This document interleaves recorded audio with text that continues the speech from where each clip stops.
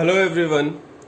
आज हम लोग गुडविल का सेकंड चैप्टर करने जा रहे हैं। Goodwill concept and mode of valuation. जो पार्टनरशिप में जो सेकंड चैप्टर है, जो है गुडविल जिसे बोलते हैं, उसके कॉन्सेप्ट के बारे में हम लोग गुडविल के बारे में पढ़ेंगे और उसको वैल्यू कैसे करते हैं कि किसी भी फर्म का, किसी भी बिजनेस का गुडविल क्या है, इसको वैल्यू कैसे किया जाएगा, उसका अमाउंट कैसे निकाला जाएगा कि कितने रुपए का गुडविल है उनके पास। तो ये करने के लिए मैं आपको आज एक एग्जाम्पल से बताना चाहूंगा, क्योंकि एग्जाम्पल ध्यान से देखना। दो फर्म है, firm A and firm B. ठीक है। फर्म ए का मार्केट में कुछ रेप्यूटेशन है। क्यों है रेप्यूटेशन? बिकॉज ये कोई ओल्ड फर्म है और फर्म बी न्यू फर्म है। इसका मतलब कि इसका रेप्यूटेशन नहीं होगा। अब फर्म ए जो बिजनेस कर रहा है उसमें उसका टोटल कैपिटल का जो अमाउंट इन्वेस्ट हुआ है वो अमाउंट है 10 लाख रुपीस। और फर्म बी ने जो कैपिटल इन्वेस्ट किया है उस कैपिटल का अमाउंट है 10 लाख रुपीस। इसका मतलब कि दोनों ने एक बराबर कैपिटल लगाया हुआ है, पर डिफरेंस क्या है? फर्म ए थोड़ा पुराना है और उसका मार्केट में एक रेपुटेशन बन गया है, और फर्म बी ने भी उतना ही रुपया लगाया है, उसके पास भी सब कुछ सेम है। All resources are same. All resources are same. दोनों के पास सेम रिसोर्सेज है, सेम अमाउंट ऑफ कैपिटल है, हर कुछ एक जैसा है। मतलब कि दोनों का इनकम भी एक जैसा होना चाहिए। बट फर्म ए जो प्रॉफिट अर्न करता है, फर्म ए का प्रॉफिट होता है 2 लाख रुपीस पर एनम, और फर्म बी का जो प्रॉफिट है वो कितना होता है? Rupees 1 lakh rupees per annum. Per annum मतलब एवरी ईयर। तो फर्म ए का प्रॉफिट कितना होता है पर एनम? 2 लाख। और फर्म बी का प्रॉफिट कितना होता है? 1 लाख रुपीस। बट इनका कैपिटल तो सेम था और जितने रिसोर्सेज उन्होंने बिजनेस में लगा करके रखे हैं ये भी सेम है, तो फिर प्रॉफिट अलग अलग क्यों है? तो यही जो डिफरेंस है, कितने रुपए का डिफरेंस है दोनों में ये जो डिफरेंस है 1 लाख रुपीस का, इसको बोलते हैं गुडविल। तो बहुत ही इजी लैंग्वेज में काफी एक एग्जांपल देकर के मैंने आपको समझाने का कोशिश किया है। बट हमें कैलकुलेशन सीखना होगा कि गुडविल का कैलकुलेशन करते कैसे हैं।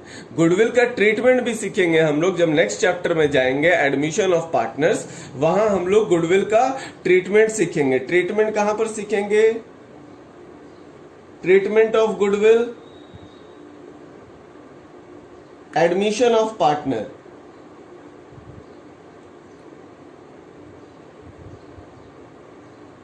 ट्रीटमेंट ऑफ गुडविल हम लोग एडमिशन ऑफ पार्टनर्स में सीखेंगे।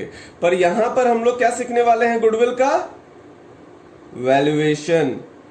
तो अभी जो हम लोग सीखेंगे वो गुडविल को वैल्यू कैसे करते हैं। इसके बाद मैं आपको कुछ डेफिनेशंस भी बताऊंगा गुडविल का, कि गुडविल का डेफिनेशन क्या होता है। तो जैसा कि आप लोग यहां देख ले रहे होंगे, मेरे पास चैप्टर 2 ओपन है, goodwill concept and mode of valuation. So यहां पर हम लोग मीनिंग ऑफ गुडविल देखेंगे कि गुडविल का मीनिंग क्या होता है। No, goodwill is an intangible asset. क्योंकि हम लोग जानते हैं, हम लोग पहले भी पढ़ चुके हैं, गुडविल एक एसेट होता है। पर ये कौन सा एसेट होता है? इनटेंजिबल। इनटेंजिबल का मतलब जिसे हम लोग छू नहीं सकते, देख नहीं सकते। So goodwill is an intangible asset which places an enterprise at an advantageous position। जो enterprise को एक अच्छे पोजीशन पर लेकर के जाता है, मतलब दूसरे बिजनेसेस के कंपैरिजन में उसे एडवांटेज में रखता है।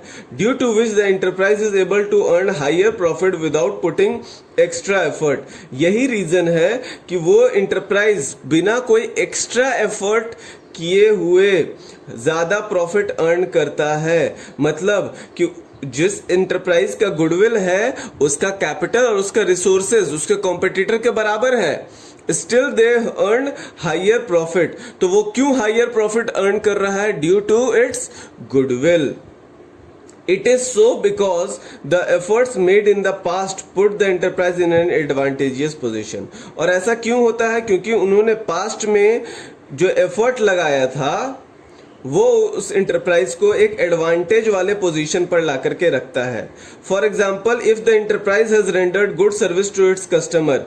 एग्जाम्पल क्या है? अगर किसी इंटरप्राइज ने मतलब किसी फर्म ने अच्छा सर्विस दिया है अपने कस्टमर को, the customer will be satisfied from the quality of service.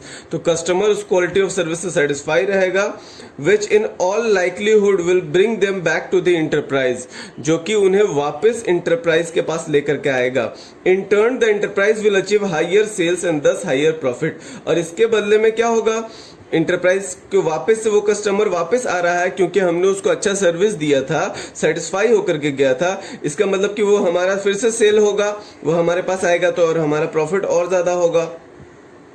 So goodwill को और क्या बोल सकते हैं हम लोग? Goodwill can be said to be positive impression in the mind of customer. Goodwill क्या है?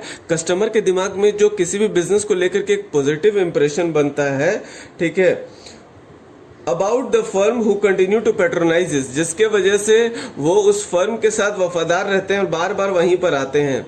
एग्जाम्पल, एप्पल का मोबाइल फोन, क्योंकि उन्होंने इतना अच्छा फीचर्स दिया और सर्विस दिया है कि लोग उसके दीवाने हो जाते हैं और बार बार एप्पल का फोन खरीदना चाहते हैं। सो लॉर्ड एल्डन ने क्या बोला था? उन्होंने एक डेफिनेशन दिया, goodwill is nothing more than probability that the old customer will resort to the old place.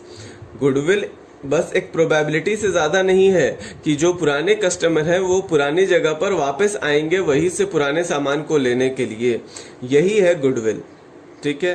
तो सिंपल मीनिंग में जो रेपुटेशन होता है बिजनेस का, जो अच्छे काम करके बिजनेस जो रेपुटेशन अर्न करता है, उसी को हम लोग बोलते हैं गुडविल। सो और इसके नेक्स्ट पेज में देखना, हमारे पास एक और डेफिनेशन दिया हुआ है।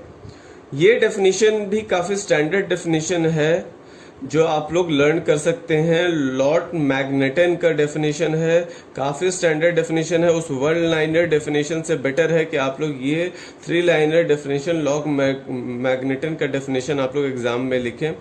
अच्छा, इसके बाद हम लोग देखते हैं गुडविल का क्या कैरेक्टर है, उसका क्या फीचर है। तो जैसा हम लोग जानते हैं, goodwill is N intangible asset, an asset which can not be seen और टच। जो वो एसेट जो न देखा जा सकता है न छुआ जा सकता है। और गुडविल अपने इंटरप्राइज से सेपरेट नहीं है, it does not have a separate existence from that of the enterprise. मतलब जब तक इंटरप्राइज है, जब तक फर्म है, तभी तक उसको गुडविल है। फर्म नहीं तो उसको गुडविल नहीं। It helps in an earning higher profit. Goodwill किस चीज में हेल्प करता है? ज्यादा हायर प्रॉफिट अर्न करने के लिए। It is an attractive force which bring in customer to old place of business. ये एक अट्रैक्टिव फोर्स है जो ओल्ड कस्टमर को ओल्ड प्लेस ऑफ बिजनेस पे वापस से लेकर के आता है कि वहीं से जाकर के वही पुरानी चीजें खरीदो। क्यों? क्योंकि उस फर्म का गुडविल अच्छा है। इसका मतलब क्या है कि उस फर्म ने अच्छा सर्विस दिया था, अच्छे क्वालिटी के प्रोडक्ट्स दिए थे, एक्सेट्रा। तो देयर आर फ्यू कैरेक्टर्स और फीचर्स ऑफ द गुडविल। अब आते हैं need for valuing goodwill. Goodwill को वैल्यू करने का नीड क्या है? अब जब हम लोग गुडविल का वैल्यू निकालना सीखेंगे तो इसका नीड क्या है? When there is a change in profit sharing ratio, तो इसका नीड है, फर्स्ट नीड इज, जब प्रॉफिट शेयरिंग रेशियो चेंज होता है पार्टनर्स का, तो वहां पर हमें गुडविल का वैल्यू निकालना पड़ेगा। When a new partner is admitted, अगर कोई नया पार्टनर आ रहा है बिजनेस के अंदर, तब हमें उसका गुडविल का वैल्यू निकालना पड़ेगा।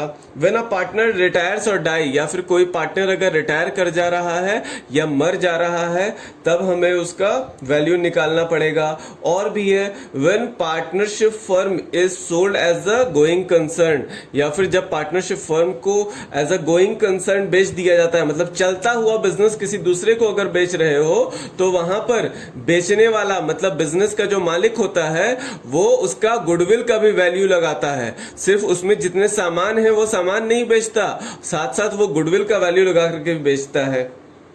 When two or more firms amalgamate, या फिर दो या दो से ज्यादा फर्म जब अमालगमेट होंगे तो एक वो हो जाएगा. And when a partnership firm is converted into company, या फिर जब एक पार्टनरशिप फर्म को बदल करके कंपनी में बदल दिया जाता है, चेंज करके कंपनी में बदल दिया जाता है, तब उस केस में भी गुडविल का वैल्यू निकाला जाता है. इसके बाद कुछ फैक्टर्स भी हैं इससे रिलेटेड. इसके बाद फैक्टर्स की जैसे मैंने बात की, factors affecting the value of goodwill, वो कौन कौन से ऐसे फैक्टर्स हैं जो गुडविल के वैल्यू को इफेक्ट करते हैं. तो ये कुछ फैक्टर्स हैं. थ्योरी पोर्शन में आपको एक बार के लिए लर्न करना पड़ेगा ना, क्योंकि हम लोग accounting mostly practical based chapter है. ये पढ़ाना तो है ही, पर मैं आप लोगों को क्लासरूम में इसके बारे में डिटेल में पढ़ाऊंगा. जिसको अगर डाउट होगा, जिसको ज़रूरत होगी कि हाँ मुझे ये समझ में नहीं आया है, वो मुझे पूछ लीजिएगा. क्लासरूम में मैं इसको आपको एक्सप्लेन कर दूंगा. आगे बढ़ते हैं हम लोग धीरे धीरे. मैं आपको थोड़ा बेसिक बता करके प्रैक्टिकल में इन करवाऊंगा. नाउ क्लासिफिकेशन ऑफ गुडविल की बात करते हैं. तो गुडविल दो टाइप का होता है. गुडविल दो टाइप का होता है. फर्स्ट इज परचेज्ड गुडविल, वो गुडविल जो किसी दूसरे फर्म का गुडविल है और हम खरीद रहे हैं उससे. किसी दूसरे बिजनेस को अगर खरीदोगे तो तुम उसके साथ साथ और क्या खरीदते हो, उसका गुडविल भी खरीदते हो. किसी बिजनेस को खरीद रहे हो तो साथ में उसका गुडविल भी खरीदोगे. तो ये है परचेज गुडविल. एंड दूसरा होता है नॉन परचेज गुडविल, जो कि गुडविल खरीदा नहीं जाता है खुद से, जो इन स्पैन ऑफ टाइम, बहुत सारे टाइम के बाद धीरे धीरे मेहनत करते हुए गुडविल को खुद से बनाया जाता है. उसको बोलते हैं नॉन परचेज गुडविल. और इसको क्या बोलते हैं, self generated goodwill. Non purchase goodwill या फिर सेल्फ जनरेटेड गुडविल. तो देखते हैं हमारे पास परचेज गुडविल होता क्या है. Purchase goodwill is that goodwill which is acquired by a firm.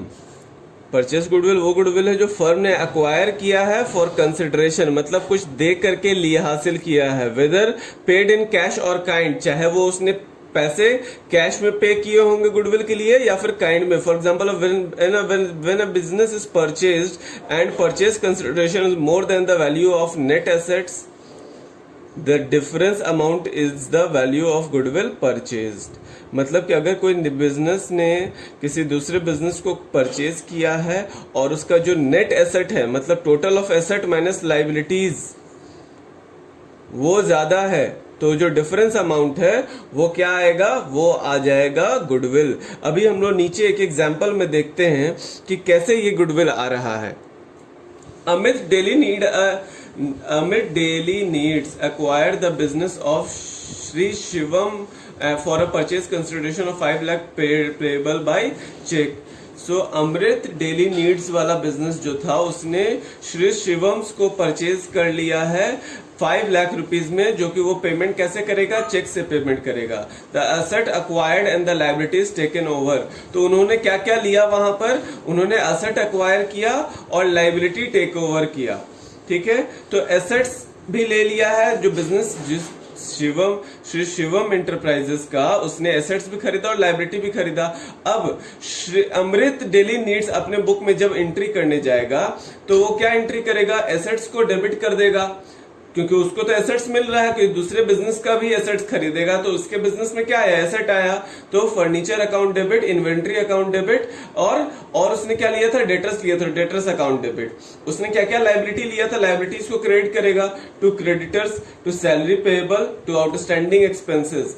और तो और उसने शिवम को कितने पैसे दिए, 5 लाख रुपए दिए थे एज अ परचेज कंसिडरेशन, खरीद के बदले में. तो अब यहां पर total of credit side minus total of debit side, मतलब इस बार जो हमारा बैलेंस बचेगा वो कहां पर बचेगा, डेबिट साइड पर. बैलेंसिंग फिगर कहां पर आएगा, डेबिट साइड पर, क्योंकि क्रेडिट साइड ज्यादा है और डेबिट साइड कम है.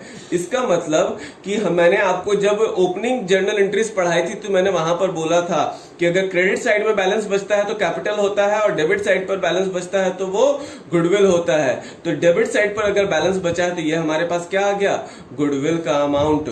और क्योंकि हमें शिवम को एक लायबिलिटी बनाया है, मतलब शिवम को हम लोग कितने पैसे दे देंगे? 5 लाख रुपीज थ्रू चेक, मतलब बैंक से इसका पेमेंट कर दिया।